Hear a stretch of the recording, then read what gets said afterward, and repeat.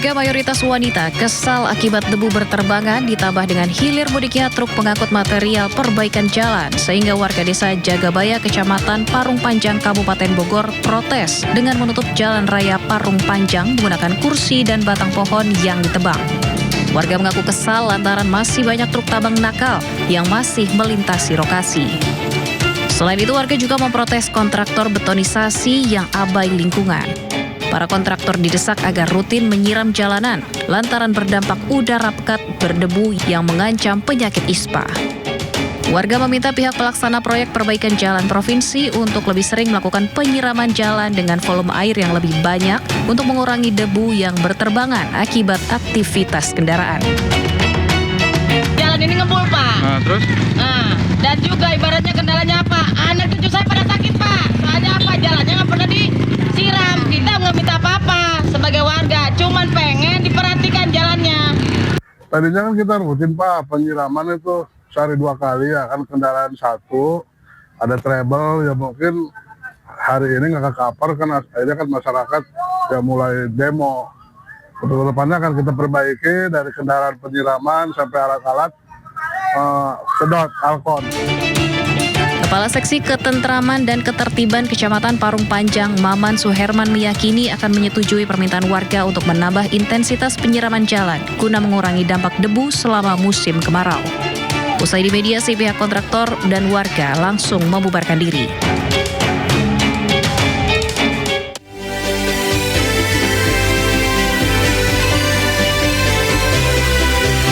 Halo, selamat pagi pemirsa, selamat pagi Lala, apa kabar? Selamat pagi Nata, kabar baik. Gimana kabarnya pagi ini Nata? Kabar baik juga, semangat terus dong. Apalagi ini kan pertama kalinya siaran Balang Lala nih ya. Iya, baru di pertama Today, kali nih. Betul. Nah Lala, ini kamu kemarin sempat ini nggak sih ngelihat berita yang simpang siur bahkan bisa dibilang labil? Iya, Apa tuh? tentang mantan Jampitsu. Nah, ini kan Yang lebih sebenarnya labil, Kejagungnya. kenapa? Statusnya ganti-ganti Nah gimana itu nih, Nata? dia, gimana orang jadi publik nih, ini sebenarnya tersangka atau bukan Saksi. sih? Di mana-mana tuh saksi jadi tersangka. Ini tersangka jadi saksi, tapi balik lagi ralat lagi. Tersangka Jadi lagi? tersangka lagi. Jadi yang bener yang mana nih, Nata? Itu dia. Tapi semoga aja ulah kasusnya kita semoga kasus ini bisa terbuka secara terang benderang ya, biar nggak ada multi tafsir lagi di masyarakat. Atau lagi nih ada yang lucu lagi karena Apa ada lagi nih yang kita sebenarnya nggak perlu mengeneralisasi, tapi fakta yang terjadi di lapangan biasanya kalau misalnya Lala ini ngurusin sesuatu yang ada kaitannya dengan pemerintahan atau bisa dikatakan ASN lah misalnya. Kalau biasanya ini pengalaman pribadi saya sebelum saya masuk kerja ya. Ini waktu zaman kuliah ngurusin apa sesuatu gitu. Kadang kan Apa tuh, sampai lokasi misalnya entah itu di kantor-kantor kelurahan, kecamatan dan lain. Ini kadang kan kita harus nunggu lama karena Nunggunya posisinya lama. mereka tuh nggak ada di lokasi. Iya. Bentar ya Kadang Mas. ngopi. Itu dia. Padahal masih jam berapa ya? Masih jam 11, jam 10-an. Padahal itu jam kerjanya. Itu dia. Iya. Makanya, ini bentar ya Mas, mungkin 15 menit lagi. Ternyata hampir sejam baru datang. Dia bukan lagi kerja. Lagi ngopi, lagi sebat, lagi santai dulu. Enak ya kan? kalau kita bisa ngopi dulu sekarang. Itu dia. Nah, terus kemarin juga DPR sempat mengkritik nih soal ya kinerja oknum para ASN ini yang kerjanya hanya absen pulang, ngopi sore, Absen terus lagi. absen lagi. Enak ya. Coba kita Nah. ngopi dulu nih sekarang. Pemirsanya tunggu dulu ya. Nah, hal ini pun disampaikan oleh Komisi 2 DPR saat terakhir dengan Menpan RB Rini Widiantini. Rifki pun bilang ASN kerap dipandang masyarakat sebagai profesi yang berada dalam zona nyaman dibandingkan dengan pekerja sektor swasta yang lebih kompetitif. Sekarang gini, kalau kita berangkat subuh, Iya. pulang malam, itu udah hal biasa. Hari weekend itu kita tetap masuk, tanggal merah itu masuk juga. Ini sebenarnya kita lebih capek, lebih luar biasa daripada mereka. Cuman ya kita ada harusnya tunjangan juga dong. itu seperti ASN. dia. Tapi ya semoga aja dengan adanya sorotan ini, semoga kinerja para ASN di negara kita ini bisa lebih optimal lagi ya. Betul, Nata. Kita masih Oke. berharap ya itu Betul. bisa ada pembenahan. Ya, dan tentunya kita akan membahasnya dalam program Sindo Today, pemirsa, program yang akan menghadirkan informasi-informasi terhangat hari ini bersama saya Nata Arman. Dan saya Gracia Lapangaribuan. Dan pemirsa, sebelum kita memulai seluruh rangkaian Sindo Today, redaksi kami telah menyiapkan 3 berita pilihan. Ini dia.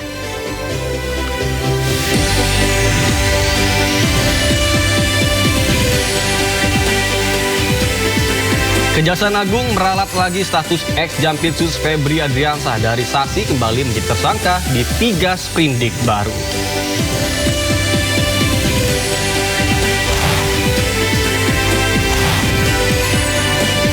Roy Suryo pertanyakan pernyataan saksi ahli terkait penetapan tersangka kasus ijazah Jokowi oleh Polda Metro Jaya.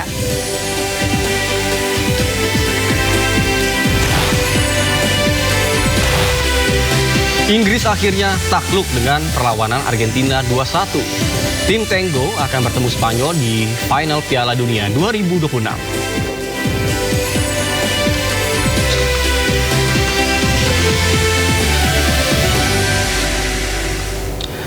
Pemirsa Sindo Today, kita awali dengan informasi akibat lupa memadamkan api di dapur. Sebuah rumah di Kabupaten Muaro Jambi, Provinsi Jambi, ludes terbakar. Rojiun, ya Allah, astagfirullah.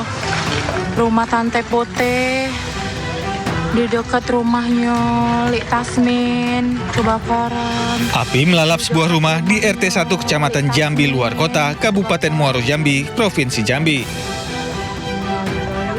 Kebakaran terjadi diduga akibat sang pemilik rumah lupa mematikan api usai memasak dengan menggunakan kayu di dalam dapur rumahnya Rabu malam.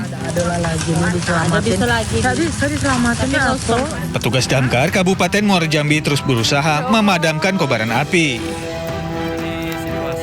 Namun karena besarnya kobaran api dan banyaknya material kayu di dalam rumah, seluruh isi rumah korban ludes terbakar. Tidak ada korban jiwa dalam peristiwa ini, namun kerugian ditaksir hingga 80 juta rupiah. Dari Kabupaten Muaro Jambi, Haisun Hafiz, iNews melaporkan. Pemirsa, 2 pengedar narkoba jenis sabu dan ganja berhasil diringkus polisi. Ya, penangkapan diwarnai tangis histeris ibu dari salah satu pelaku yang tak kuasa melihat putranya digiring polisi.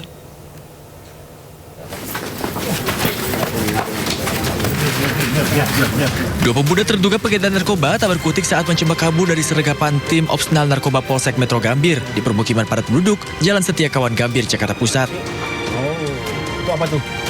Apaan? Sabu. Dari hasil penggeledahan terhadap pelaku, petugas mendapati 14 klip berisi sabu seberat 3 gram dan 2 paket ganja seberat 10,36 gram.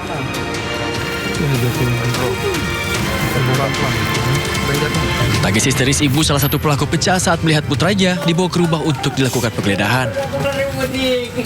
Saya baru datang dari kampung, Pak. Anak baru saya nggak bisa bangun. Penggeledahan dilakukan karena dicurigai pelaku menyimpan barang haram lainnya. Informasi dari masyarakat bahwa di TKP sering ada tindak pidana penyalahgunaan narkotika. Tim Narkoba Polsek Gambir melakukan penyelidikan dan observasi di TKP, kemudian menemukan kedua diduga pelaku penyalahgunaan narkoba. 2 orang ini dilakukan penangkapan. Pertama, inisial AS usia 39 tahun dan AR usia 24 tahun. Guna kepentingan penyelidikan, kedua pelaku kemudian dibawa ke Polsek Metro Gambir. Polisi pun kini tengah mengembangkan kasus guna mengungkap bandar pemasok narkoba kepada keduanya. Dari Jakarta, Radi Sanjaya, iNews melaporkan. Pemirsa, Kejaksaan Agung menerbitkan 3 surat perintah penyidikan baru untuk melanjutkan penanganan 3 perkara yang menyeret mantan Jampitsus Febri Adriansyah. Menurut Kejagung, dalam 3 sprindik baru tersebut, ex-Jampitsus telah ditetapkan tersangka setelah sebelumnya sempat menjadi saksi. Kepala Pusat Penerangan Hukum Kejaksaan Agung Anang Supriyatna menyatakan penerbitan 3 sprindik dilakukan setelah penyidik Polri menyerahkan dokumen serta barang bukti kepada penyidik Kejagung. Menurut Anang, dalam rilis tertulisnya, dalam 3 sprindik yang baru diterbitkan itu, Febri Adriansyah tetap menjadi tersangka dugaan korupsi tindak pidana pencucian uang. Anang juga menegaskan Kejagung tetap akan bersinergi dengan penyidik Polri dalam proses penyidikan lanjutan. Selain itu, KPK juga akan dilibatkan untuk melakukan supervisi.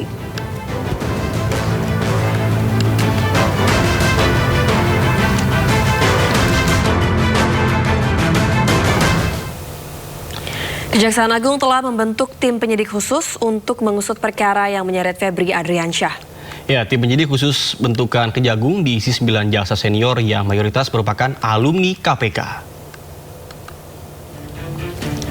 Selain menerbitkan sprindik baru, Kejagung juga membentuk tim penyidik khusus untuk menangani perkara mantan Jampitsus Febri Adriansyah.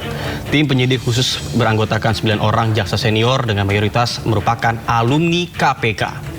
Sementara KPK mengapresiasi langkah Kejagung dan berharap pengalaman tim khusus selama menjadi anggota KPK bisa membantu mengusut tuntas kasus tersebut.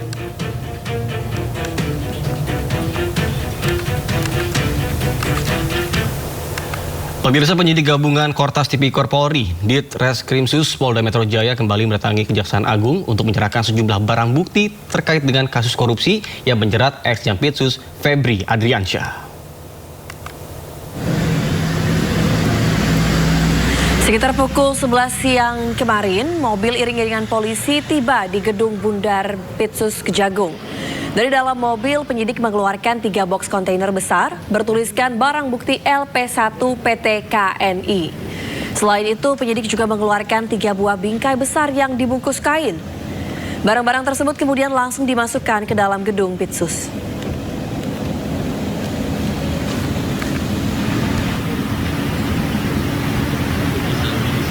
Tidak hanya membawa sejumlah barang, penyidik juga menyerahkan 2 mobil mewah ke Kejagung.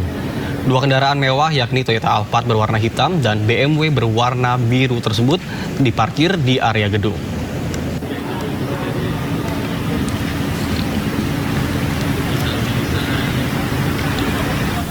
Pemirsa, KPK telah menerima permintaan secara lisan untuk melakukan supervisi terhadap kelanjutan penyidikan perkara yang menyeret ex-Jampitsus Febri Adriansyah.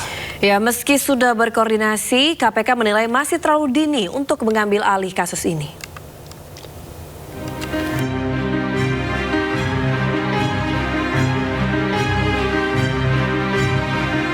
Ketua KPK Setio Budianto menilai masih terlalu dini bagi KPK untuk mengambil alih kasus dugaan korupsi dan TPPU yang menyeret mantan Jampitsus Febri Adriansyah. Kasus yang awalnya ditangani Kortas Tipikor Polri kini sudah dialihkan ke Kejaksaan Agung. Penanganan kasus ini di Kejaksaan Agung pun masih tahap awal lantaran masih perlu pendalaman barang bukti serta dokumen. Namun Kejaksaan Agung juga telah berkoordinasi dengan KPK. Ya, saya kira terlalu dini ya. Itu kan masih berproses di Kejaksaan Agung. Gitu, prosesnya sementara berjalan, koordinasi banyak yang dilakukan, masalah pendalaman barang bukti, pendalaman dokumen dan lain-lain. Baru proses awal. Jadi menurut saya ya silakan berproses dulu lah. Sedikit banyak sudah adalah pembahasan dari beberapa waktu yang lalu. Artinya itu menunjukkan keseriusan daripada Kejaksaan Agung untuk menindaklanjuti penanganan. Terkait supervisi kasus, KPK akan mengikuti sesuai aturan pasal 6 Undang-Undang KPK nomor 19 tahun 2019 tentang kewenangan dan supervisi KPK.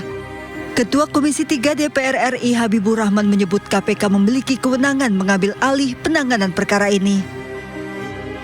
Boleh saja ya, silakan saja kalau KPK kan punya kewenangan. Tapi gini, kita kemarin sudah sampaikan bahwa kasus ini disupervisi langsung oleh KPK. Kan sama aja, ya kan? Jadi KPK melakukan supervisi gitu. Sebelumnya usulan agar KPK segera mengambil alih kasus ini disampaikan oleh mantan Menko Polhukam Mahfud MD melalui kanal pribadinya di YouTube. KPK memang telah menerima permintaan secara lisan untuk melakukan supervisi setelah Kortas Tipikor menyerahkan kelanjutan penyidikan perkara ke Kejaksaan Agung.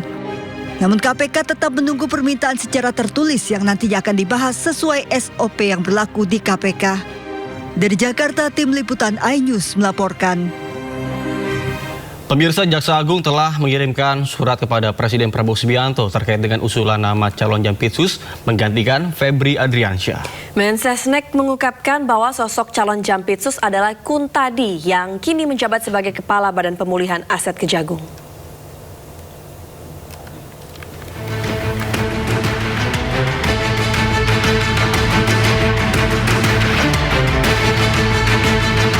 Usai Jampitsusnya jadi tersangka kasus mega korupsi, Jaksa Agung ST Burhanuddin telah mengirimkan surat kepada Presiden Prabowo Subianto terkait usulan nama calon Jaksa Agung Muda bidang tindak pidana khusus atau Jampitsus menggantikan Febri Adriansyah. Hal itu dibenarkan oleh Menteri Sekretaris Negara atau Mensesnek Prasetyo Hadi, di mana surat tersebut telah diserahkan Jaksa Agung pada hari Selasa kemarin.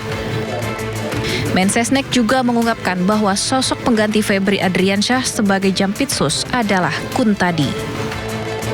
per kemarin hari Selasa tanggal 14 Jaksa Agung telah secara resmi mengirimkan surat kepada Bapak Presiden untuk mengajukan usulan nama pengganti pejabat Jaksa Agung Muda Tindak Pidana Khusus yang untuk beberapa waktu yang lalu mengajukan pengunduran diri, dan kami mohon waktu untuk memprosesnya karena memang ada mekanisme istilahnya adalah TPA ya. Kuntadi merupakan salah satu jaksa senior di Korps Adiaksa, kelahiran Semarang, Jawa Tengah pada Januari 1970. Sejumlah posisi strategis pernah diemban Kuntadi. Tahun 2018, Kuntadi pernah menjadi Kepala Kejaksaan Negeri Jakarta Pusat. Tahun 2022, ia dipercaya sebagai Direktur Penyidikan Jampitsus Kejagung.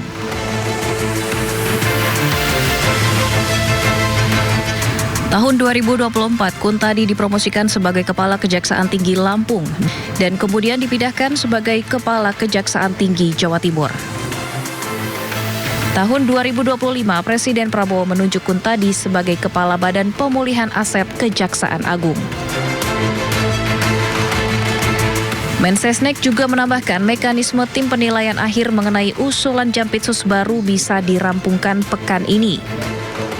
Pemerintah akan memprioritaskan proses penilaian itu sehingga bisa segera diumumkan ke masyarakat melalui keputusan Presiden. Setelah ex-Jampitsus ditetapkan sebagai tersangka korupsi dan juga pencucian uang, DPR didesak untuk segera mengesahkan RUU Perampasan Aset. Dan Komisi 3 DPR pun menjawab bahwa proses penyusunan undang-undang tengah dipercepat.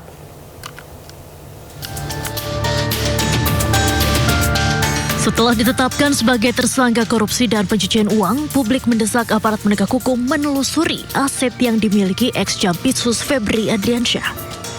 Tidak hanya ditelusuri, namun tuntutan untuk disita juga muncul dengan payung hukum yang paling kuat, yakni RUU Perampasan Aset yang harus segera disahkan DPR. Sayangnya sejak wacana usulan Undang-Undang Perampasan Aset digulirkan 2008 lalu, hingga kini DPR belum juga mengesahkan undang-undang yang bisa memiskinkan koruptor. Belakangan justru muncul isu jika DPR menolak pembahasan RUU Perampasan Aset. Ketua Komisi 3 DPR RI Habibur Rahman pun membantah. Menurutnya isu tersebut adalah hoaks dan DPR justru tengah mempercepat proses penyusunan undang-undang. Ada hoax yang beredar ya bahwa DPR menolak pembahasan RUU Perampasan Aset ini. Padahal faktanya teman-teman tahu semua ya, kita sudah berminggu-minggu melakukan RDPU soal Undang-Undang Perampasan Aset ya. Ini jauh lebih banyak daripada pembahasan di undang-undang yang lain ya, dalam kurun waktu hanya 2-3 minggu kemarin. Nah, kemudian dikatakan juga bahwa ya pengalihan undang-undang ini dari inisiatif pemerintah ke DPR adalah untuk memperlambat. Padahal faktanya kebalikannya. Justru undang-undang yang inisiatifnya dari DPR logikanya memang jauh lebih cepat. Kenapa? Karena DIM-nya itu hanya akan ada satu dari pemerintah. Wakil Ketua DPR RI Saan Mustafa juga menegaskan bahwa DPR targetkan RUU Perampasan Aset akan rampung dan disahkan pada tahun ini. RUU Perampasan Aset ini dalam proses pembahasan di DPR melalui Komisi 3 DPR RI. Dan itu juga masuk dalam daftar prolegnas prioritas 2026 ini. Sebelumnya, ex-Jampitsus Febri Adriansyah ditetapkan sebagai tersangka korupsi untuk 3 kasus besar dengan temuan uang 476 miliar rupiah dan 74 kg emas batangan. Dalam laporan harta kekayaan penyelenggara negara LHKPN, ex-Jampitsus Febri Adriansyah hanya tertera 18,26 miliar rupiah. Sementara jumlah uang tunai yang disita 30 kali lipat dari harta yang dilaporkan. Tim Liputan News melaporkan. Pemirsa, penyidik KPK menggeledah sejumlah ruangan termasuk ruang kerja Bupati di kantor Pemkat Sukoharjo. Penyidik membawa sejumlah koper yang diduga sebagai barang bukti baru.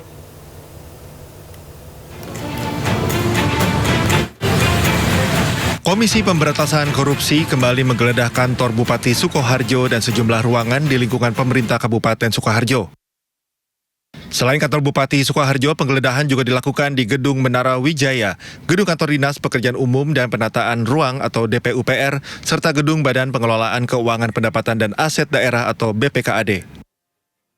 KPK mengamankan 3 koper dari penggeledahan ruangan kantor Bupati.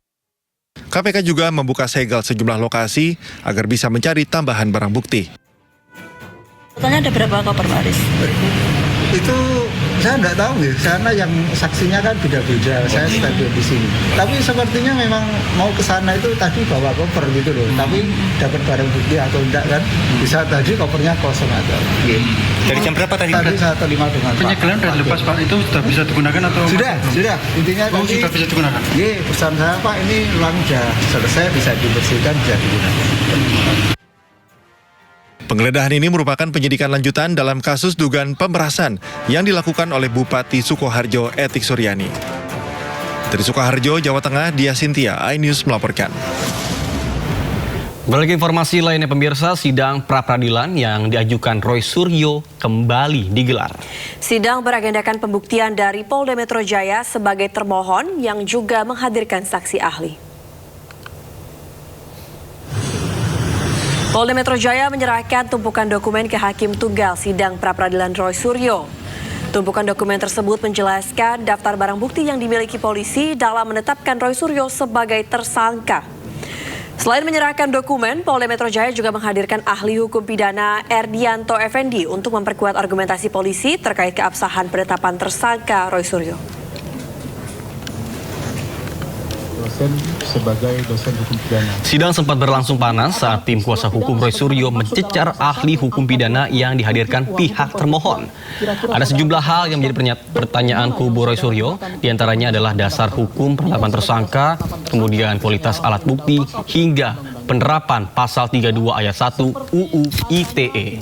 Mengambil, memindahkan, merusak, menghilangkan, mendengarkan keterangan ahli ya dari pihak termohon. Dan kami makin firm dengan apa yang kami mohonkan. Paling tidak termohon itu tidak mampu menunjukkan bahwa ada saksi atau ahli atau surat yang punya kualitas tertentu sehingga bisa digunakan pasal 32 ayat 1. Kalau cuma mengatakan terpenuhi 2 alat bukti dan lain sebagainya, jangan lupa bahwa yang namanya tindakan penersangkaan, bisa penahanan itu adalah potensi melanggar hak asasi manusia. Dikatakan pada ahli tadi kan. Karena itu tidak boleh dilakukan secara sembarangan, sewenang-wenang. Harus dilakukan dengan cara yang berhati-hati. Nah, kami melihat bahwa pengenaan pasal 32 ayat 1 ini tidak ada kehati-hatiannya. Kenapa? Terbukti sampai persidangan saat ini yang terakhir bisa dibilang jawab jinawabnya, termohon tidak mampu menunjukkan sama sekali atau menjawab tantangan kami. Bukti seperti apa yang punya kualitas untuk menggunakan atau digunakannya pasal 32 ayat 1 ini. Pemirsa, sebanyak 15 teman masa kuliah Presiden ke-7 Republik Indonesia Joko Widodo akan dihadirkan menjadi saksi di persidangan kasus ijazah dengan terdakwa Roy Suryo dan Dr. Tifa.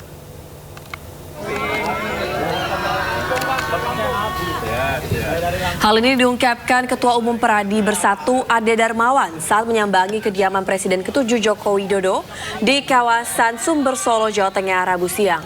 Ade mengatakan saksi-saksi yang akan dihadirkan adalah rekan satu angkatan, satu fakultas, bahkan teman satu kelas Jokowi saat kuliah di UGM. Ade menambahkan para saksi yang akan hadir bukan merupakan perintah Jokowi, melainkan inisiatif dari teman-temannya sendiri. Siap betul bahwa apa yang menjadi keterangan itu mengalir seperti biasa, dan tentunya beliau semua teman-teman Bapak kompak untuk memberikan keterangan yang lebih kompak, dan tentunya apa yang diberikan keterangan dari penyidik sampai pengadilan itulah yang akan kita sampaikan. Bahwa ini kan kita lihat betul-betul terjadi storyteller yang ditata rapi seolah-olah Pak Jokowi adalah seorang yang tidak berkuliah lah, jasa palsu lah. Kita tepis semua.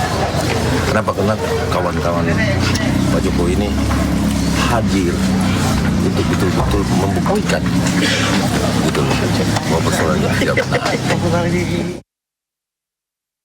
Wakil Presiden Republik Indonesia Gibran Rakabuming Raka melaksanakan kunjungan kerja ke Kabupaten Lampung Timur, Lampung. Dalam kesempatan ini, Gibran juga menyempatkan diri mendatangi warga yang sebelumnya sempat kecewa dengan Jokowi.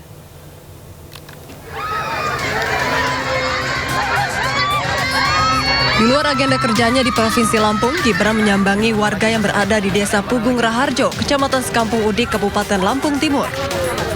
Di depan warga, Gibran menyampaikan permintaan maaf Jokowi karena membatalkan safari politiknya pada 28 Juni lalu. Kedatangan Gibran pun disambut antusias warga.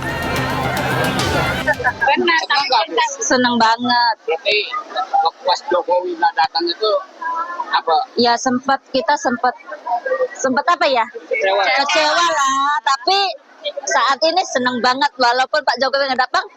Datang. Iya.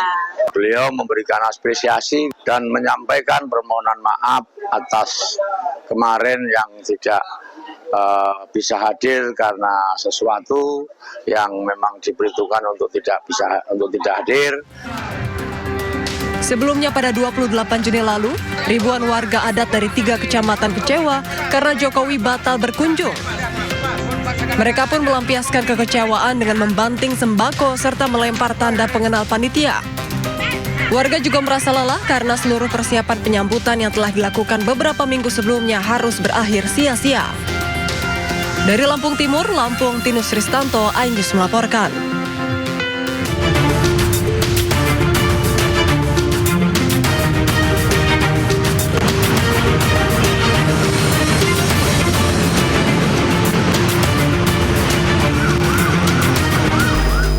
Ya pemirsa, saatnya kita simak pantauan lalu lintas pada hari ini dan kami telah terhubung dengan Brigadir Treslinda dari NTMC Polri yang kini berada di kawasan Simpang Ragunan, Jakarta Selatan. Selamat pagi Brigadir Treslinda, bagaimana pantauan arus lalu lintas dari tempat Anda melapor? Silahkan dengan laporan Anda.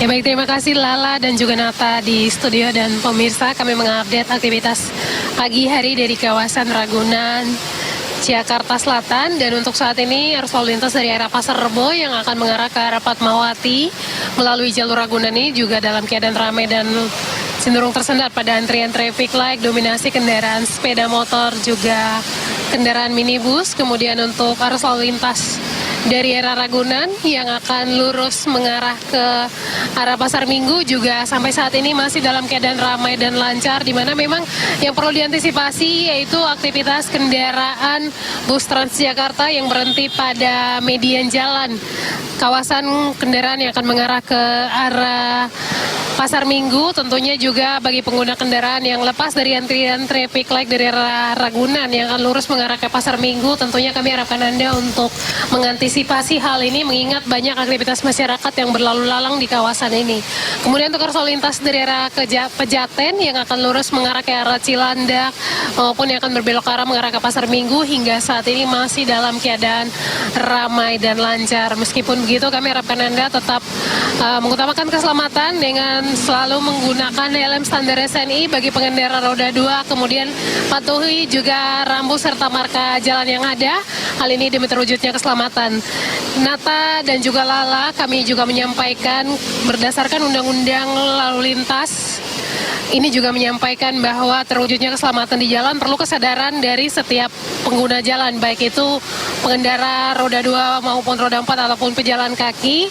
Untuk itu kami juga menyampaikan kepada Anda agar dapat sadar dalam berkendara dalam artian penggunaan helm standar SNI ataupun mematuhi rambu serta marka jalan yang ada demi terwujudnya keselamatan dalam berlalu lintas. Demikian Brigadir Treslinda melaporkan langsung dari kawasan Ragunan. Kembali ke Lala dan juga Nata di studio, silakan. Baik, terima kasih Brigadier Srinda atas laporannya dari kawasan Simpang Ragunan, Jakarta Selatan. Selamat bertugas kembali dan salam presisi.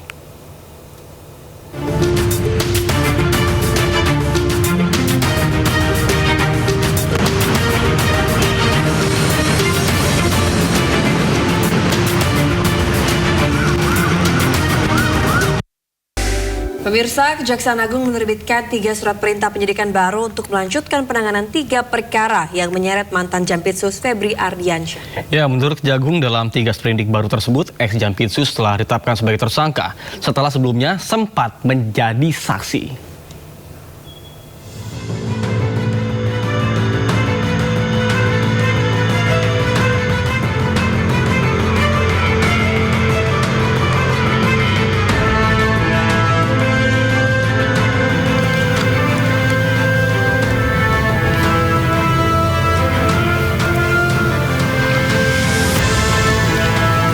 Kepala Pusat Penerangan Hukum Kejaksaan Agung, Anang Supriyatna, menyatakan bahwa penerbitan 3 sprindik dilakukan setelah penyidik Polri menyerahkan dokumen serta barang bukti kepada penyidik Kejagung. Menurut Anang, dalam rilis tertulisnya, dalam 3 sprindik baru yang diterbitkan itu, Febri Ardiansyah tetap menjadi tersangka dugaan korupsi dan tindak pidana pencucian uang. Anang juga menegaskan Kejagung tetap akan bersinergi dengan penyidik Polri dalam proses penyidikan lebih lanjutan. Selain itu, KPK juga akan dilibatkan untuk melakukan supervisi.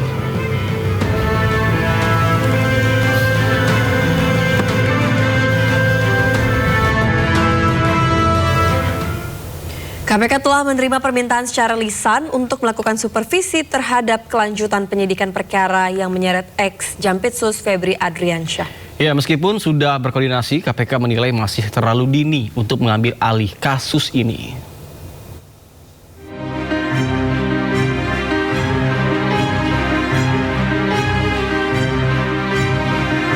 Ketua KPK Setio Budianto menilai masih terlalu dini bagi KPK untuk mengambil alih kasus dugaan korupsi dan TPPU yang menyeret mantan Jampitsus Febri Ardiansyah. Kasus yang awalnya ditangani Kortas Tipikor Polri kini sudah dialihkan ke Kejaksaan Agung. Penanganan kasus ini di Kejaksaan Agung pun masih tahap awal lantaran masih perlu pendalaman barang bukti serta dokumen. Namun Kejaksaan Agung juga telah berkoordinasi dengan KPK.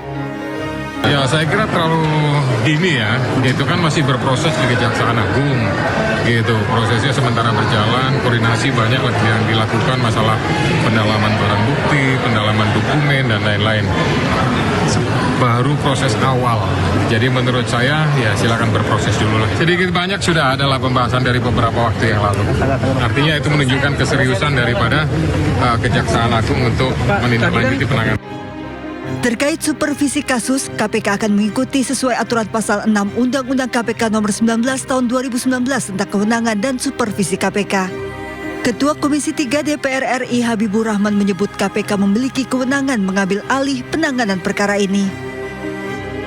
Boleh saja ya, silakan saja kalau KPK kan punya kewenangan. Tapi gini, kita kemarin sudah sampaikan bahwa kasus ini disupervisi langsung oleh KPK. Kan sama aja, ya kan? Jadi KPK melakukan supervisi gitu. Sebelumnya usulan agar KPK segera mengambil alih kasus ini disampaikan oleh mantan Menko Polhukam Mahfud MD melalui kanal pribadinya di YouTube. KPK memang telah menerima permintaan secara lisan untuk melakukan supervisi setelah Kortas Tipikor menyerahkan kelanjutan penyidikan perkara ke Kejaksaan Agung. Namun KPK tetap menunggu permintaan secara tertulis yang nantinya akan dibahas sesuai SOP yang berlaku di KPK.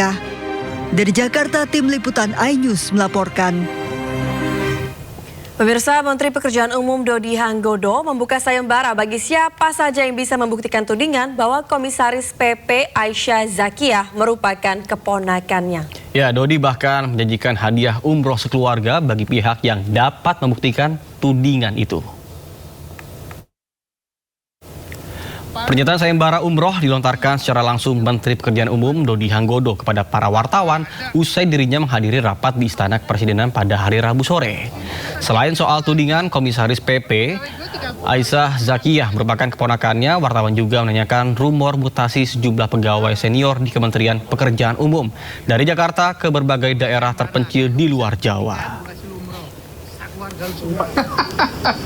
Bagaimana Pak? Pada apa mutasi? Iya Pak, ini benar Pak, ini karena terkait dengan bocornya surat Bapak. Nggak ada. Kalau mutasi itu benar Pak? Mutasi kan biasa aja. Pegawai gue 38.600 bisa nggak boleh mutasi ya? Tapi berarti bukan karena isu yang surat bocor? Nah, Pak yang komisaris jadi ini ponakan apa Pak? Bukan sayembara. Kalau lu bisa buktikan, gue kasih lumroh. Satu keluarga lu semua. Itu bukan ponakan apa Pak? Bukan sayembara tuh, gue kasih waktu sebulan.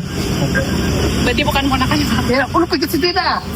Menteri Pekerjaan Umum Dodi Hanggodo belakangan menjadi sorotan publik. Ya, selain rumor keponakan dan mutasi di kementeriannya, juga beredar soal gambar surat dinas ke Amerika Serikat yang mencantumkan nama istri dan juga anak.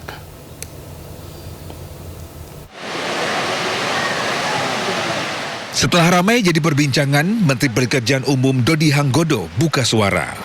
Dodi pastikan dirinya batal mengunjungi New York, Amerika Serikat. Dodi juga menyebut dirinya lebih memilih meninjau jembatan Enang-Enang di Bener Meriah. Lebih penting ke sini gua. Lebih penting ke Enang-Enang. Iya. Kalau ke Amerika batal, karena saya lebih pentingkan ke Enang-Enang dari kemudian ke agama. Gitu udah balik ke Amerika. Sebelumnya, gambar surat dinas Kemen PU ke Amerika Serikat yang mencantumkan nama istri dan anak menteri menjadi perhatian publik. Publik menilai keikutsertaan istri dan anak menteri dalam kunjungan dinas menggunakan APBN. Namun, Kementerian PU memastikan surat yang beredar di publik sebagai syarat kelengkapan visa. Selain itu, biaya perjalanan anak dan istri menteri ditanggung sebagai biaya pribadi.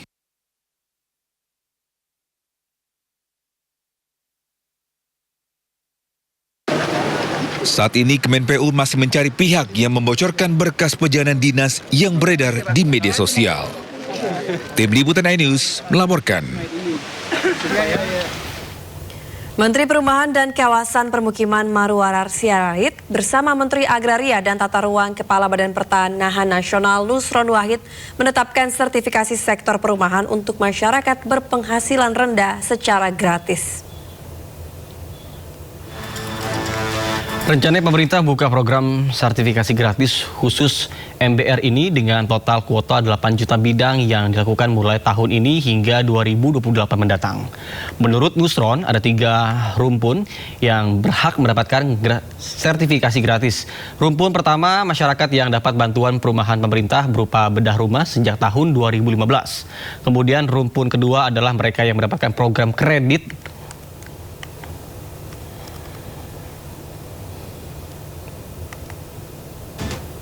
dan kita juga sudah laporkan terobosan yang paling luar biasa juga kalau pada kita adalah sertifikasi gratis bagi MBR masyarakat berpenghasilan rendah. Makanya tadi BPS ikutan rapat. Nanti kita berkolaborasi juga dengan perumahan. Hari Selasa jam 1 kita rapat di BRI. Ya, nanti agenda berikutnya nanti Pak Nusron yang tentukan. Ya, itu adalah suatu karya yang luar biasa, support yang luar biasa dari Menteri ATR BPN bagi rakyat kecil, bagi wong cilik.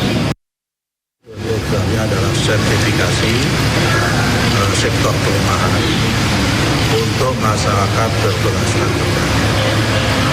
Ini ada 3 rumpun yang berhak mendapatkan program.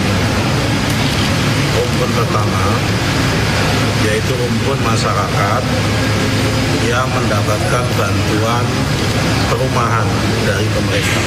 Rumpun kedua bagi mereka yang mendapatkan program kredit FLPP, itu juga nanti sertifikasinya ada.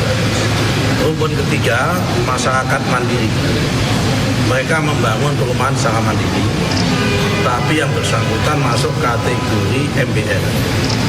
Menteri Koordinator Bidang Pangan Zulkifli Hasan menegaskan bahwa Koperasi Desa Kelurahan Merah Putih berbeda dengan supermarket.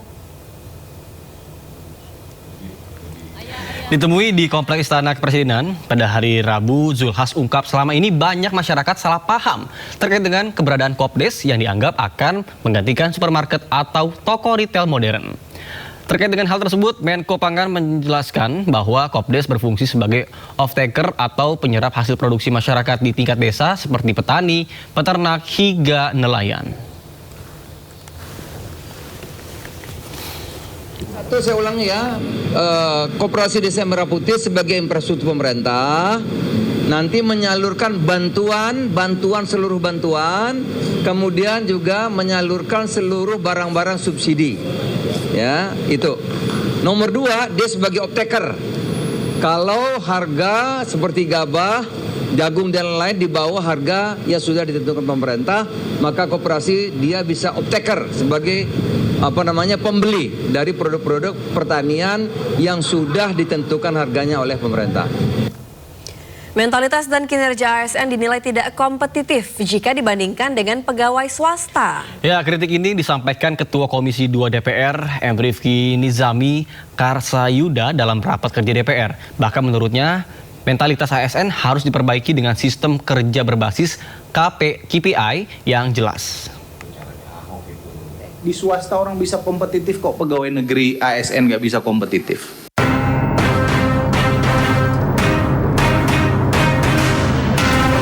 Ketua Komisi 2 DPR, M. Rifki Nizami Karsayuda, mengkritik mentalitas dan kinerja aparatur sipil negara ASN yang dinilai tidak kompetitif jika dibandingkan dengan pegawai swasta.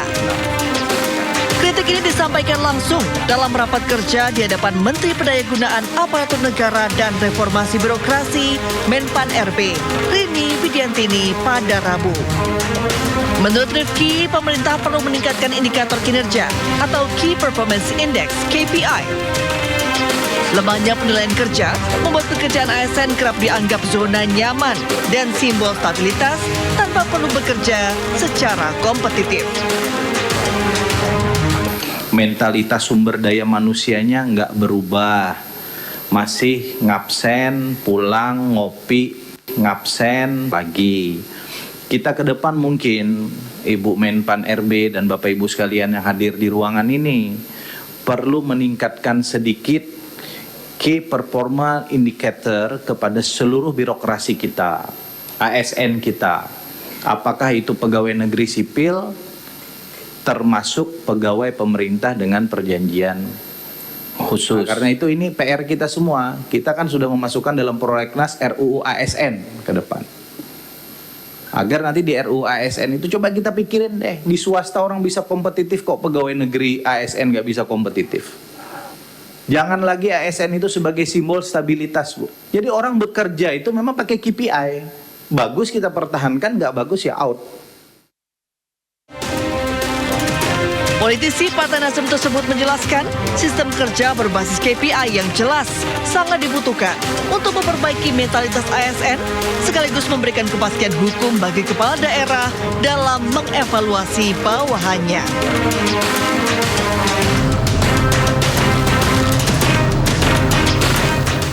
Kejaksaan Agung menerbitkan 3 surat perintah penyidikan baru untuk melanjutkan penanganan 3 perkara yang menyeret mantan Jampitsus Febri Adriansyah. Ya, menurut Kejagung, dalam 3 sprindik baru tersebut, ex-Jampitsus telah ditetapkan sebagai tersangka setelah sebelumnya sempat menjadi saksi. Kepala Pusat Penerangan Hukum Kejaksaan Agung, Anang Supriyatna, menyatakan bahwa penerbitan 3 sprindik dilakukan setelah penyidik Polri menyerahkan dokumen serta barang bukti kepada penyidik Kejagung. Menurut Anang, dalam rilis tertulisnya, dalam 3 sprindik yang baru diterbitkan itu, Febri Adriansyah tetap menjadi tersangka dugaan korupsi tindak pidana pencucian uang. Bahkan Anang juga menegaskan Kejagung tetap akan bersinergi dengan penyidik Polri dalam proses penyidikan lanjutan. Bahkan selain itu, KPK juga akan dilibatkan untuk melakukan supervisi.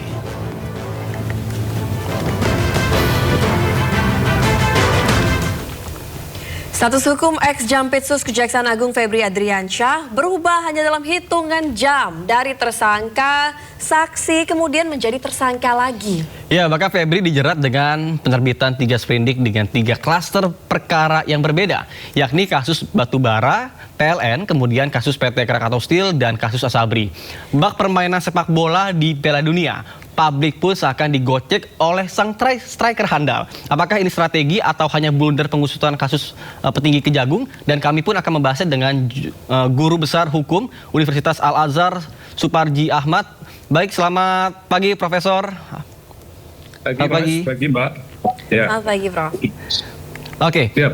Baik, Prof, mungkin bisa dijelaskan sedikit saja. Mungkin sempat menyampaikan bahwa posisi Febri Adriansyah ini adalah sebagai saksi, namun kembali diralat menjadi tersangka dalam hitungan jam. Nah, dari perspektif hukum tata negara dan juga hukum acara, apakah ralat lisan tersebut ini memiliki kekuatan mengikat atau justru menjadi legal loophole yang bisa dimanfaatkan untuk tersangka untuk melakukan pra-peradilan karena dianggap adanya ketidakpastian administratif? Ya, untuk bisa menganalisis tentang ini apakah satu kesalahan ya penyampaian atau kemudian kesalahan administratif, itu harus kita cek secara formil ya, tentang sebetulnya yang tertulis gitu di dalam sprindik itu seperti apa tentang statusnya.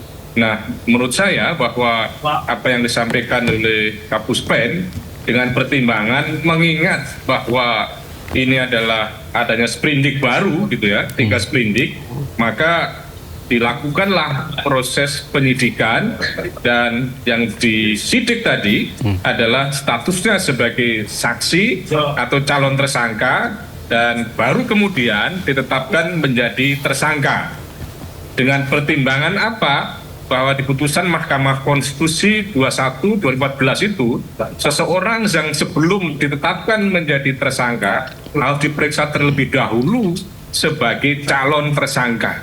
Jadi supaya tidak diperadilankan penetapan tersangkanya supaya sah secara hukum dan tidak dibatalkan oleh pra-peradilan, maka diperiksa terlebih dahulu sebagai calon tersangka baru menjadi tersangka. Nah, apakah proses di kepolisian pada waktu itu sudah diperiksa terlebih dahulu sebagai calon tersangka? Kalau belum pernah diperiksa sebagai calon tersangka, maka justru menjadi celah pra-peradilan gitu. Menjadi celah pra-peradilan karena kita punya jurisprudensi yang kuat gitu, putusan pra-peradilan Jakarta Selatan terhadap penetapan tersangka Budi Gunawan oleh KPK pada waktu itu, di mana penetapan tersangka dibatalkan oleh pra-peradilan dengan alasan bahwa yang bersangkutan belum pernah diperiksa sebagai saksi, belum pernah diperiksa sebagai calon tersangka. Jadi menurut saya apa yang dilakukan oleh Kejaksaan Agung adalah bagian untuk memastikan proses penetapan tersangka itu adalah sah secara hukum, bahwa kemudian jangan sampai ada celah pra-peradilan. Nah, konstruksi atau kemudian kronologis yang semula tersangka, kemudian saksi, atau kemudian tersangka, itu apakah bisa diuji sebagai objek pra-peradilan? Ya, tentunya bisa dengan objek, yaitu status tersangkanya.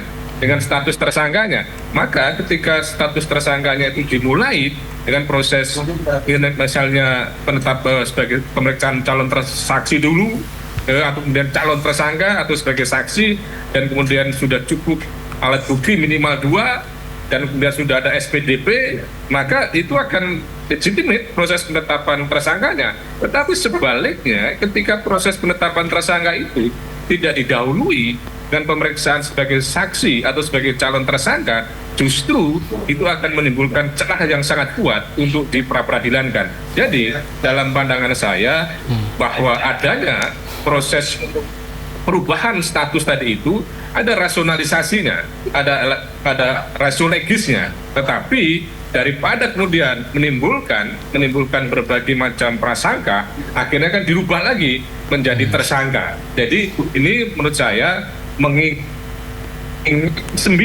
tim yang tergabung dalam penyidikan ini adalah bintang-bintang 2 di Kejaksaan Agung dan kemudian alumni KPK, maka menurut saya akan sangat memperhatikan aspek prosedur dan aspek substantif yang pada intinya itu akan secara hati-hati, secara cermat. Jadi menurut saya bahwa ini justru bagian dari proses kehati-hatian, proses agresivitas dan proses responsivitas terhadap opini publik supaya kemudian memperkuat tentang proses hukum yang sedang berjalan. Jadi kalau kemudian kita muncul kecurigaan, jangan bagian dari penyelamatan, jangan bagian dari umpan untuk melakukan pra-peradilan, menurut saya ini akan sangat berbahaya. Karena apa? Karena akan berkaitan dengan reputasi institusi.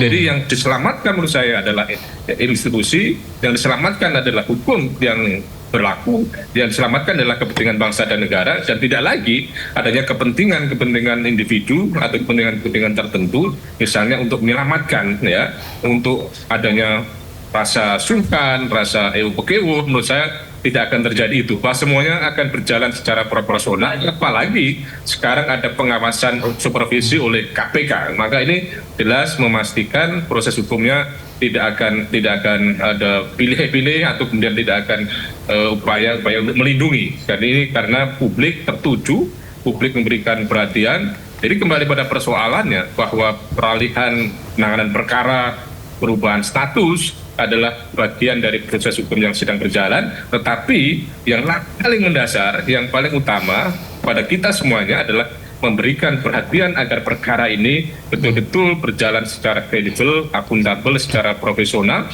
dan akhirnya bisa memberantas korupsi, bisa menimbulkan efek jera, dan tidak terulang lagi di masa-masa yang akan datang. Gitu, Mas. Ya, Prof, dengan ditegaskannya kembali status tersangka, apa konsekuensi hukumnya bagi proses penyidikan? Selain itu juga dalam hukum acara pidana, apakah ralat status ini merupakan indikasi adanya keraguan penyidik dalam melakukan ekspos perkara di awal, atau hanya sekedar teknis administratif yang tidak memengaruhi kualitas alat buktinya itu, Prof?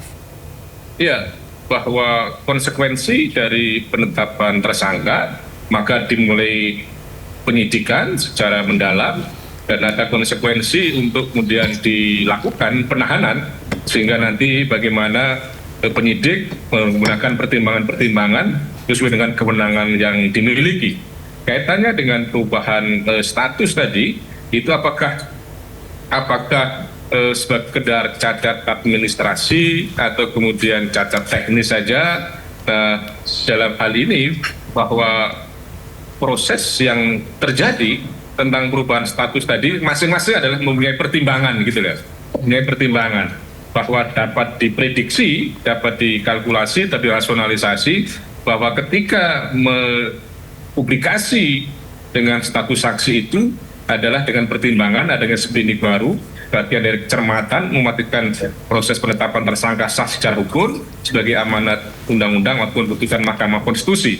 Namun demikian, mengingat kemudian muncul berbagai macam opini, berbagai macam kecurigaan, berbagai macam misalnya sistematisasi, maka akhirnya diralat, akhirnya kemudian dirubah. Bahwa ini adalah pada satu sisi bukan sebagai sebuah kegamangan, bukan sebagai suatu kegalauan, tetapi adalah bagian dari kehati-hatian pada tahap awal, dan bagian kedua adalah tahap respon terhadap dinamika publik. Jadi ini sebagai upaya untuk penyelamatan kepentingan institusi, sehingga tidak menimbulkan berbagai macam opini negatif bahwa ini terjadi konspirasi dan lain sebagainya. Jadi menurut saya rasionalisasinya pada tahap awal adalah bagian untuk kecermatan, memastikan keterpenuhan prosedur hukum, tetapi pada sisi yang lain perubahan ini didesain dalam rangka respon dinamika dan opini publik. Jadi semuanya bisa dipertanggungjawabkan selama kemudian dilakukan secara objektif, dilakukan secara rasional, dan ini yang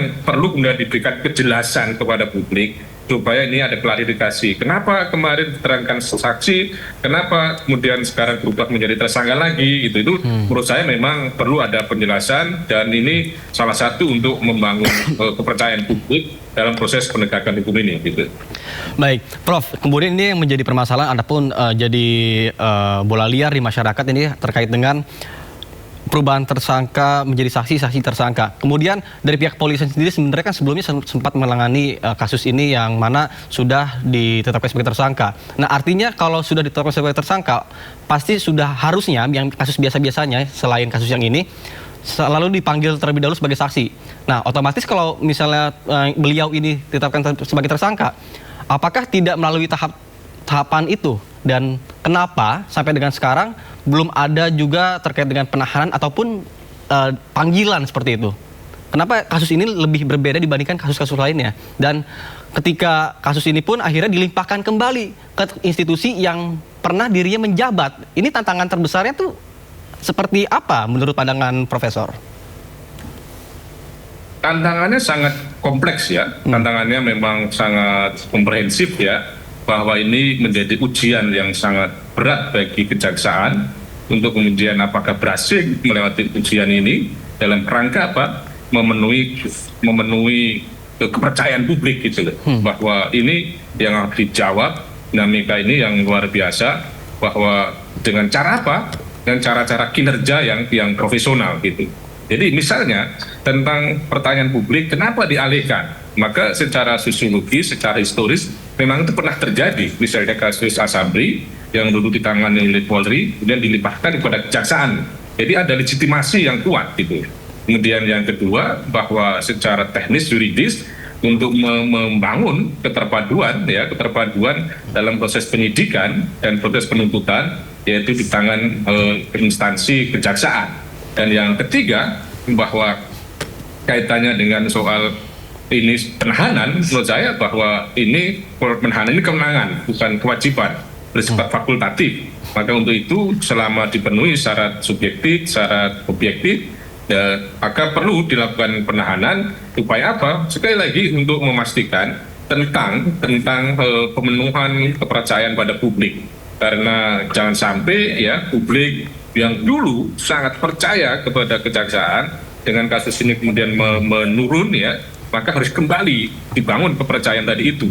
Dengan cara-cara apa? Bahwa memang proses pengalihan, proses lanjutan dari Polri kepada kejaksaan itu adalah suatu mekanisme yang tidak melanggar hukum, ada rasionalisasinya secara historis maupun secara sosiologis, dan langkah-langkah berikutnya supaya tidak terjadi diskriminasi, tidak perlakuan yang berbeda, mengingat perkara-perkara lain juga dilakukan penahanan, maka perlu dipertimbangkan dilakukan penahanan ini. Jangan sampai terjadi diskriminasi, bahwa penahanan sebagai kewenangan yang sifatnya fakultatif harus jelas alasan-alasannya. Memang UHAP yang baru ini, sekali lagi, juga penahanan ini tidak mudah untuk dilakukan, ya, karena syaratnya itu harus terukur, tidak boleh asumtif saja.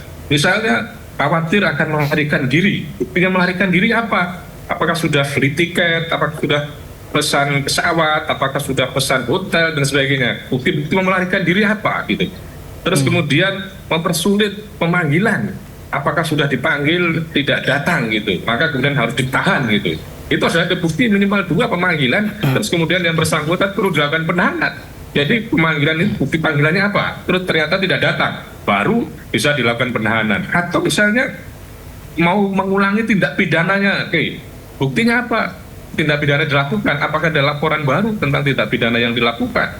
Atau misalnya untuk menjaga keselamatan yang bersangkutan, misalnya karena yang bersangkutan terancam, atau keseimbangan yang bersangkutan nanti akan merintangi penyidikan, bukti-bukti apa. Jadi ini juga khawatir kalau penahanan ini dilakukan dengan sewenang-wenang, itu bisa diuji di pra-peradilan gitu. Jadi apa-apa yang dilakukan oleh penyidik sekarang ini harus jelas, harus terukur, harus bisa dipertimbangkan secara hukum, karena kalau tidak nanti malah jadi blunder, yaitu bisa dikalahkan di pra-peradilan gitu ya.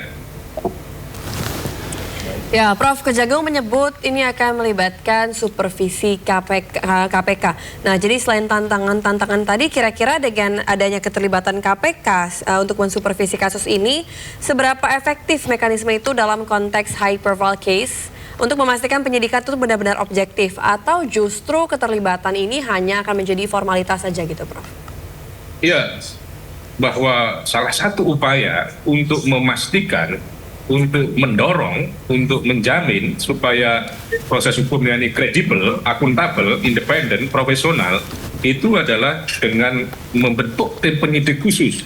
Ya, tim penyidik khusus itu kalau tidak keliru 9 orang, dan 9 orang itu adalah bintang 2, pejabat-pejabat pada bintang 2, level 2 lah gitu ya, yang itu mantan atau alumni KPK, sehingga tidak diragukan lagi kredibilitasnya, profesionalitasnya. Jadi ini adalah salah satu langkah untuk memberikan garansi, memberikan jaminan tentang independensi proses penegakan hukum. Pada sisi yang lain, independensi atau profesionalis penegakan hukum itu juga dilakukan dengan melibatkan KPK sebagai supervisi. Nah, apakah supervisi hanya formalitas, aksesoris, hanya misalnya hanya simbolis saja, atau hanya seremonis saja? Ya kembali, bagaimana kinerja KPK? Ini juga tantangan bagi KPK. dan tantangan bagaimana kejaksaan untuk mau disupervisi. Dan memang sekarang ini kan menurut saya yang harus dibangun dalam konteks penegakan hukum itu bukan lagi budaya kompetisi, apalagi budaya konfrontasi, tetapi dan budaya kolaborasi, kolaboratif fungsional sistem itu harus dibangun. Sistem yang mampu membangun fungsi secara kolaboratif itu yang menurut saya harus dibangun demi kepentingan bangsa dan negara. Jadi tidak ada lagi ego sektoral, tidak ada lagi bagaimana konflik antar institusi, itu yang harus kemudian cegah. Jadi menurut saya bahwa ini adalah satu pola, satu mekanisme yang sangat bagus, yaitu membangun kolaborasi sistem penegakan hukum. Tinggal bagaimana masing-masing institusi itu adalah menjalankan tupoksinya secara profesional. Ketika memang ada hal-hal yang perlu disupervisi, ya berikan supervisi. Misalnya penanganan perkara ini kok lambat, ya dikasih masukan. Misalnya penanganan perkara ini kok tidak memeriksa yang terkait pihak-pihak tertentu, dikasih masukan. Jadi ini adalah satu tradisi baru yang harus dikembangkan tentang bagaimana mekanisme supervisi tidak sekedar artifisial, tetapi adalah substantif. Dan ini adalah kerangka untuk membangun kolaborasi antar penegak hukum, dan itu harus didorong betul agar aparat penegak hukum itu sesuai dengan konsep sistem peradilan pidana terpadu. Itu adalah membangun sebuah kolaborasi penegakan hukum sesuai dengan tupoksi masing-masing. Ibaratnya suatu pertandingan sepak bola itu adalah bagaimana satu tim itu bekerja sama gitu, antara kiper, stopper, playmaker, striker itu berkolaborasi menjadi suatu tim dengan tujuan apa? Supaya gawangnya tidak bobol, supaya dia bisa menghasilkan sebuah kemenangan. Jadi ada total football yang dibangun. Jadi menurut saya dalam penegakan hukum juga begitu. Bagaimana KPK, bagaimana kejaksaan, bagaimana kepolisian itu saling bahu-membahu, saling terpadu untuk memberantas korupsi, untuk menegakkan hukum, sehingga pada akhirnya negara hukum betul-betul tegak. Jadi kata Prof. Irman almarhum itu bahwa hukum itu kadang runtuh, kadang kukuh, kadang miring, kadang jatuh. Tugas kita untuk menegakkan hukum itu. Jadi kita harapkan melalui momentum kasus ini menjadi dasar yang penting untuk membangun negara Indonesia hukum yang betul-betul memiliki keadilan, kepastian, dan kemanfaatan, Mbak. Gitu. Baik, seperti yang tadi disampaikan oleh Prof, yang mana ada perubahan itu artinya ini akan berdampak pada kredibilitas dalam high profile case. Bukankah kesalahan administrasi sekecil apapun ini akan menjadi presiden buruk bagi kredibilitas kejaksaan, dan bagaimana Bapak ini melihat perubahan yang menjelaskan resmi yang sangat cepat ini justru mempengaruhi kepercayaan publik terhadap penegakan hukum, yang mana dengan adanya informasi yang berubah-ubah ini akan menimbulkan banyak lagi stigma negatif terhadap lembaga penegakan hukum. Ya, perubahan misalnya yang dalam tempo hitungan jam itu ya, memang pantas menimbulkan kecurigaan gitu ya, pantas menimbulkan keraguan tentang keseriusannya. Tetapi menurut saya bahwa itu bisa dieliminasi dengan langkah-langkah konkret berikutnya yang bisa menggaransi tentang kepercayaan publik tadi itu, bahwa mungkin saja kemarin ada rasionalisasi yang tidak tepat dan mungkin muncul berbagai dinamika publik dan telah dilakukan respon cepat, itu adalah tidak terulang lagi di masa yang akan datang. Karena proses hukum harus betul-betul hati-hati, betul-betul cermat, dan momentum-momentum untuk mengembalikan kepercayaan publik itu jangan sia-siakan. Karena itu akan susah membangun kepercayaan publik. Jadi menurut saya bahwa kesalahan atau toh kemudian ke perhitungan rasionalisasi yang mungkin dipandang publik tidak tepat gitu ya, itu sudah dilakukan proses perbaikan ya, proses ralat. Maka menurut saya ini adalah satu hal yang baik ya, ketika kemudian merespon tentang dinamika publik. Namun demikian saya pastikan bahwa masing-masing langkah kemarin menjadi saksi adalah ada rasionalisasinya, terus kemudian membuat kembali dari status tersangka juga ada rasionalisasinya, bahwa yang ke depan semuanya harus selalu berada dalam koridor hukum dan juga tidak boleh misalnya mengabaikan opini publik, tidak boleh mengabaikan dinamika publik. Namun demikian bahwa perlu filter, perlu saringan tentang dinamika publik, partisipasi publik yang betul-betul akuntabel dan independen dan kredibel. Jangan sampai kemudian hanya karena dorongan publik tekanan publik akhirnya merubah proses penegakan hukum. Jadi penegakan hukum tidak boleh karena faktor tekanan-tekanan, tetapi tekanan adalah menjadi perhatian, menjadi pertimbangan untuk memastikan bahwa semuanya berjalan dalam koridor alat bukti, koridor pada fakta, pada barang bukti. Karena itulah sebetulnya yang dilakukan proses penyidikan ini kan rekonstruksi fakta berdasarkan alat bukti yang didukung dengan barang bukti. Jadi proses merekonstruksi fakta sebelumnya inilah yang dilakukan proses penyidikan. Jadi perubahan-perubahan, langkah-langkah itu harus diperhitungkan secara cermat supaya tidak menimbulkan distrust di publik, karena ini akan sangat-sangat membahayakan dalam proses penegakan hukum jika ada dinamika, ada perubahan yang kemudian sedikit berubah. Menurut saya ini harus ada visi yang tajam, ya. Ada langkah-langkah yang visioner dengan rasionalisasi analisis yang mendalam, gitu, ya. Suparji Ahmad selaku Guru Besar Hukum Universitas Al-Azhar telah bergabung bersama kami. Sehat selalu ya, Prof. Terima kasih. Terima kasih Anda masih bersama kami di Sindo Today. Pemirsa, militer Iran mengklaim berhasil menembak jatuh pesawat tanpa awak Amerika Serikat di Yordania. Inilah detik-detik saat MQ-4C Triton berhasil ditembak jatuh rudal IRGC di atas langit Yordania. Korps Garda Revolusi Iran sebelumnya melancarkan serangan rudal balistik dan drone yang menargetkan pangkalan udara Pangeran Hasan di Yordania. Pentagon kemudian memindahkan MQ-4C Triton yang selamat ke Eropa.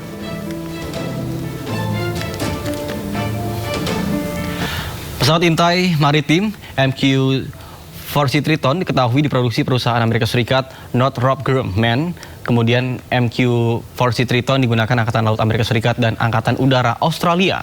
Pesawat nirawak senilai 3,5 triliun rupiah ini mampu mengudara 24 jam dan menjelajah hingga 7.400 mil laut.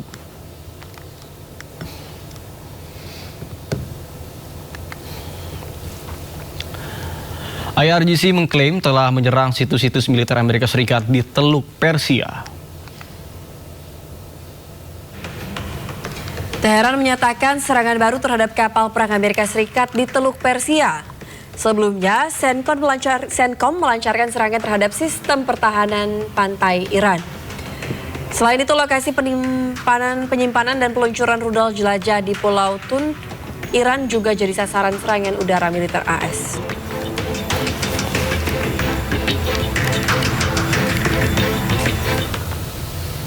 Pesawat tempur Zionis Israel membombardir kamp pengungsi Al-Maghazi di Gaza Tengah. Serangan genosida Israel ini mengakibatkan kerusakan rumah warga Palestina di kamp pengungsi Al-Maghazi di Gaza Tengah. Belum diketahui berapa korban luka maupun syahid akibat aksi genosida Israel di Gaza, Palestina ini.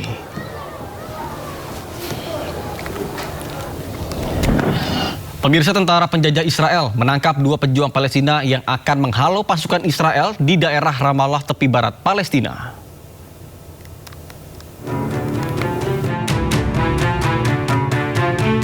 Pasukan teroris Israel menangkap 2 pejuang Palestina yang membuat alat peledak.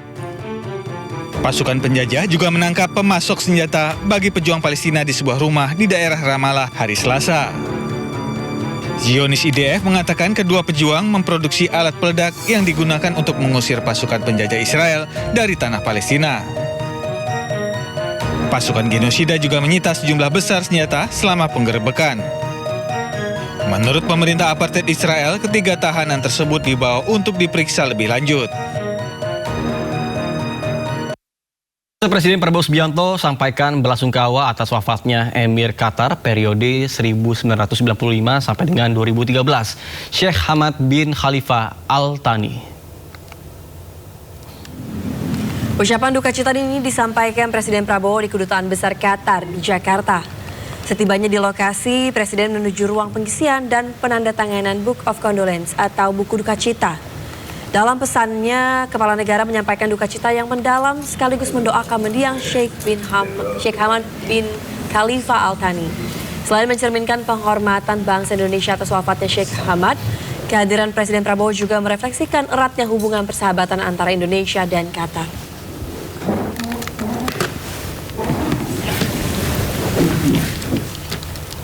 Anda kembali menyaksikan Sindo Today. Pemirsa, setelah selesai jalani sidang eksepsi, terdakwa kasus tudingan ijazah Presiden ke-7 Joko Widodo hari ini T. Fauzia Tiasuma kembali menjalani sidang lanjutan di Pengadilan Negeri Jakarta Timur.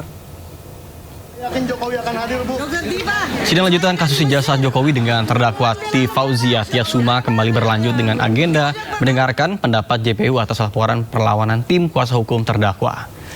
Dalam sidang sebelumnya, tim kuasa hukum terdakwa mengajukan keberatan terhadap dakwaan penuntut umum yang telah dibacakan. Pihak kuasa hukum terdakwa menuntut agar keabsahan ijazah dapat dibuktikan secara terang-benderang di hadapan hukum dan pengadilan. Sidang terdakwa T. Fauzia Tiasuma terkait dengan kasus pencemaran nama baik Presiden ke-7 Joko Widodo dan berproses di Pengadilan Negeri Jakarta Timur yang pada sidang sebelumnya terdakwa menolak restoratif justice dan telah membacakan eksepsi. Bu Tifa, mungkin ada yang mau disampaikan, Bu Tifa? Soal penahanannya nih, Bu. Nanti kita nyampaikan. Oke, siap. Resminya ya.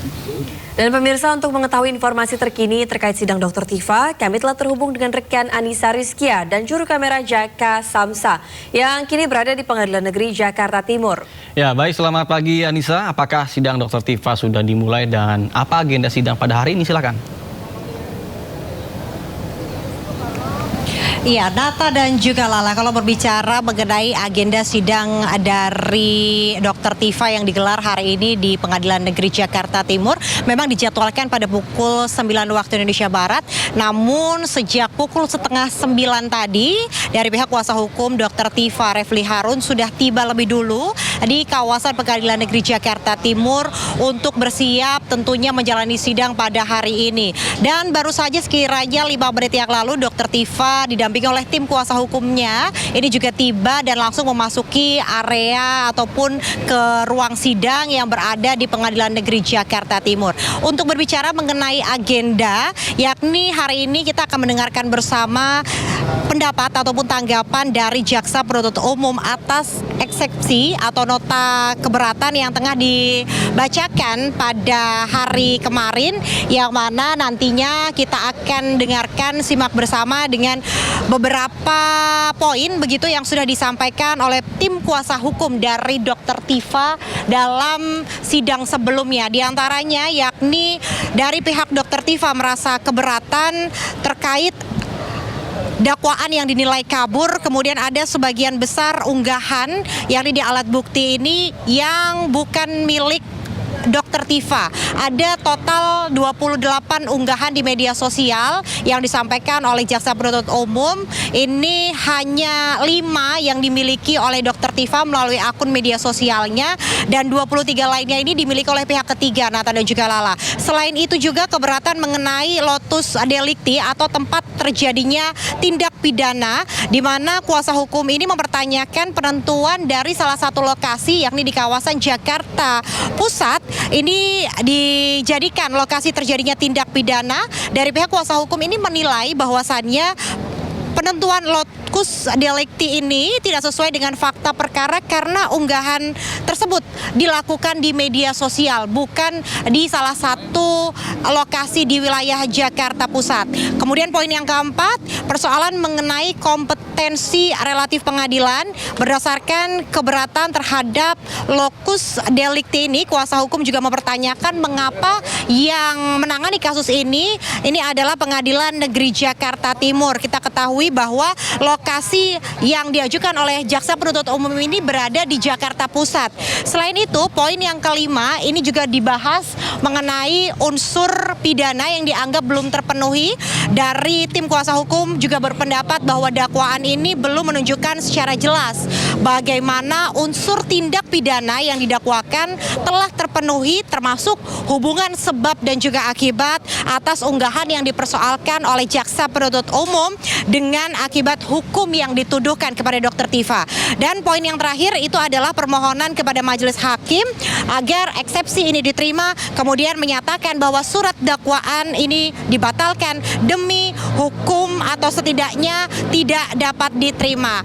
Dan kita akan nantikan bersama jalannya sidang dari Dr. Tifa karena saat ini sudah menunjukkan pada pukul 8:55 waktu Indonesia Barat, itu artinya 5 menit lagi sidang Dr. Tifa akan dimulai di Pengadilan Negeri Jakarta Timur. Untuk sementara saya kembalikan kepada Nata dan juga Lala yang ada di studio. Baik, terima kasih rekan Anissa Rizkia dan juru kamera Jaka Samsa melaporkan langsung dari Pengadilan Negeri Jakarta Timur. Selamat bertugas kembali.